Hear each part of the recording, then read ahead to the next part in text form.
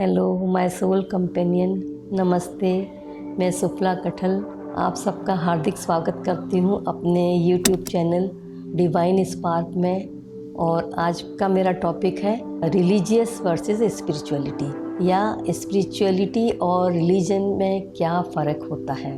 तो आज हम इसी के बारे में चर्चा करेंगे। हम जानते हैं कि स्पिरिचुअलिटी मतलब जो आदमी स्पिरिचुअल है वो धार्मिक ज़रूर होगा, लेकिन जो रिलीजियस है वो ज़रूरी नहीं है कि स्पिरिचुअल भी होगा कि नहीं। क्योंकि जैसे धर्म को हम समझते हैं, धर्म मतलब धारण करना, किसी चीज़ को धारण करना। जैसे हम धारण करना मतलब हम ये जानते हैं कि जैसे हमारे यहाँ बहुत सारे धर्म हैं, हिंदू, मुस्लिम, सिख, ईसाई। हम जिस भी धर्म को मानते हैं हम उसको फॉलो करते हैं। हर धर्म के दो एस्पेक्ट होते हैं। जैसे कि एक होता है कल्चरल सेटिंग्स। कल्चरल सेटिंग्स मतलब उस धर्म की क्या क्या मान्यताएं हैं, क्या क्या परंपराएं हैं, उसके क्या रिचुअल्स हैं, क्या ट्रेडिशंस हैं, क्या उसके प्रैक्टिसेस हैं, किस तरह से उसको पूजा पाठ किया जाता है, किस तरफ से उसको अपनाया जाता है। ये सारी चीज़ें हम फॉलो करते हैं। दूसरा एस्पेक्ट है लाइफ मतलब अपने जीवन के बारे में समझना। तो जीवन जो हमने बताया था, लाइफ मतलब दो चीज़ों से मिलकर बनी है। जैसे हमारी बॉडी और आत्मा, सोल। तो सोल के बारे में जानना लाइफ में मतलब मेन चीज़ आ जाती है कि सोल के बारे में जानना, जो कि मैंने लास्ट वीडियो में बताया था कि हम कैसे अपने सोल को जानेंगे। तो यहाँ पर हमको लाइफ पर्पस हमारा क्या है, हमारा जो एथिकल वैल्यूज़ हमारी क्या हैं। जैसे हम अपने शरीर को डेकोरेट करते हैं बाहर से, वैसे हमको अंदर से भी अपने मन, विचारों और आत्मा को भी शुद्ध करना पड़ता है, उसको डेकोरेट करना पड़ता है। तो उसकी जो वैल्यूज़ हैं, उसकी जो मूल स्वरूप है, उसको कैसे एनहेंस किया जाए, ये सब सारी चीज़ें हमारे लाइफ के एस्पेक्ट में आ जाती हैं। अब यदि हम धर्म और आध्यात्मिकता की बात करें तो रिचुअल से स्पिरिचुअल की तरफ हम जाते हैं, क्योंकि धर्म को तो हर आदमी समझता है। जैसे एक बच्चा भी घर में हमारे रिचुअल्स को या हमारे ट्रेडिशंस को समझता है। घर में जो भी पूजा पाठ या जो भी ट्रेडिशन होता है वो आसानी से समझ जाता है। तो वो आराम से धार्मिक क्रियाकलापों को सीख जाता है, सब चीज़ों को। लेकिन स्पिरिचुअलिटी के लिए, आध्यात्मिकता के लिए मन को स्थिर होना बहुत ज़रूरी है। और मन की स्थिरता हर किसी के लिए संभव नहीं है, और उसके लिए हमें जो है वो अपने मन के अंदर या आत्मा के अंदर डुबकी लगाना पड़ता है। जैसे एग्जाम्पल के लिए, यदि किसी को पानी में डुबा दिया जाए और बोला जाए कि तुम तैरना सीखो, तैरो, तो वो जिस व्यक्ति ने कभी पानी के अंदर गया ही नहीं है वो कैसे तैरना सीखेगा। वो तो एक सच्चा तैराक ही बता सकता है कि पानी के अंदर डुबकी लगाकर, उसकी सतह में डुबकी लगाकर फिर तैरने में क्या मज़ा है। लेकिन जिसको तैरना नहीं आता वो तो सिर्फ किनारे पर रहकर पानी से क्रीड़ाकलाप करके ही उसमें आनंद लेता है।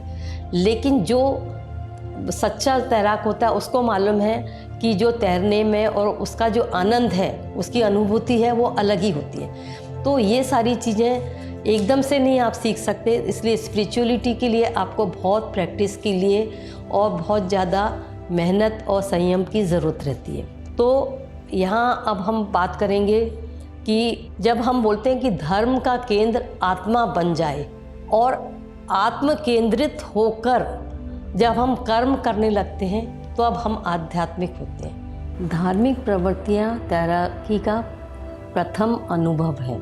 तो ये बात अलग है कि कई लोग इतने ज़्यादा कट्टर होते हैं कि सिर्फ वो अपने धर्म को देखते हैं, बाकी धर्म को नीचा रखते हैं। लेकिन हर धर्म में और हर शास्त्र में ये सब बहुत अच्छी बातें सिखाई गई हैं कि हमको कौन से कर्म करने चाहिए, किस कर्म के करने से हमें पाप मिलता है या किन कर्मों को करने से हमें पुण्य की प्राप्ति होती है। तो जो धार्मिक लोग होते हैं वो सिर्फ शास्त्रों की बात या अपने कर्मों के हिसाब से वो ये सोच के कि मैं पाप का भागीदार ना बनूं, तो पूजा पाठ है और सत्संग है, मंदिरों में जाना और भगवान की हमेशा पूजा पाठ करना, धार्मिक अनुष्ठान करना, हवन करना या बहुत सारे रिचुअल्स को मानना, इन सब चीज़ों में रह के और दान धर्म भी करना जिससे कि उनको कुछ पुण्य मिल जाए,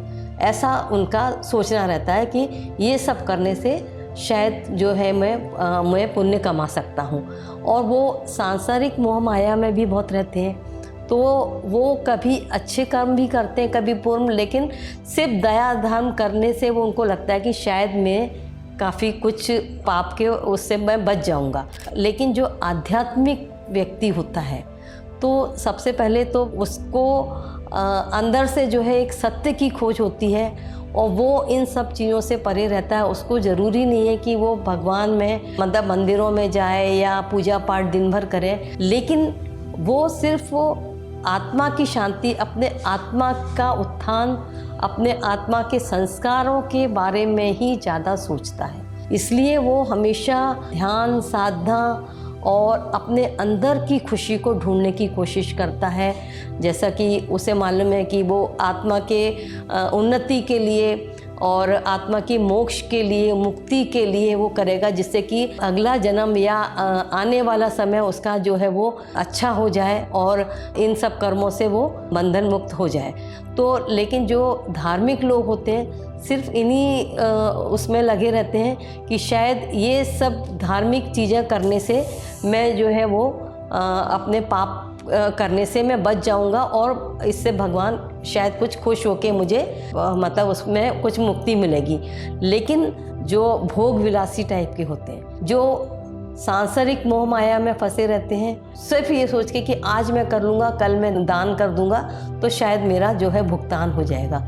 लेकिन जो आध्यात्मिक लोग होते हैं वो कभी भी कोई भी चीज़ को भोग विलासिता करने के पहले बहुत ध्यानपूर्वक सोचते हैं कि इसमें मुझे कहीं कुछ कष्ट तो नहीं मिलेगा या इसमें दूसरों को कोई कष्ट तो नहीं मिल रहा, या वो दूसरों में अपनी खुशी को ढूंढते हैं। तो ऐसी बहुत सारी आध्यात्मिकता और धार्मिकता में बहुत सारे अंतर हैं। अभी मैं इस वीडियो को यहीं कंप्लीट करती हूँ क्योंकि काफ़ी लंबी वीडियो हो रही है। तो यदि आपको मेरी ये वीडियो पसंद आई है तो प्लीज़ लाइक कीजिए, शेयर कीजिए, कमेंट कीजिए और सब्सक्राइब कीजिए, बेल आइकन प्रेस करिए तो आपको आगे आने वाले नोटिफिकेशन भी मिलेंगे। तो thank you for watching my video.